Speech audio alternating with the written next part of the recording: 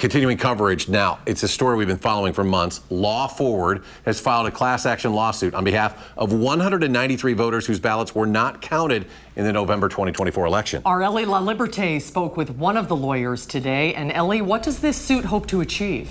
Well, Eric, Susan, in short, it's looking for money. This lawsuit claims that these voters should be financially compensated for their constitutional right being violated.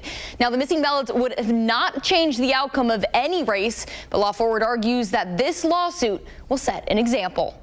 What is the price of a vote? That's the question Law Forward President Jeff Mandel is asking. If a vote is not counted, if a vote is interfered with, that comes with a cost. Mandel says the law firm is filing this class action lawsuit against the city on behalf of 193 voters whose absentee ballots went uncounted in the November 2024 election. In March, the firm filed a notice of claim that identified damages at $175,000.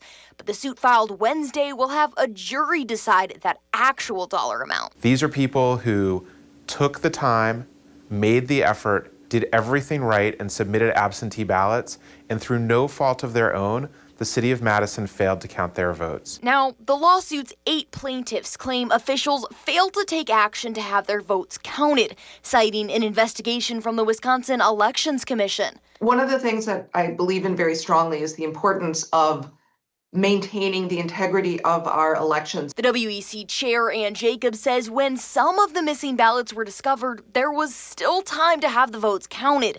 But instead, the former clerk went on vacation the next day. So what we found is that there was no leadership, no urgency, no concern about these ballots being found. In response, the acting Madison clerk, Michael Haas, says the city is working to rebuild trust with voters, saying, quote, "The city has made significant changes to the way it processes absentee ballots and strengthened its documentation protocols," adding later, quote, "We are confident that what happened in November 2024 will not be repeated." This is a deeply unfortunate incident, but was a series of compounding errors, and we expect that we will be successful.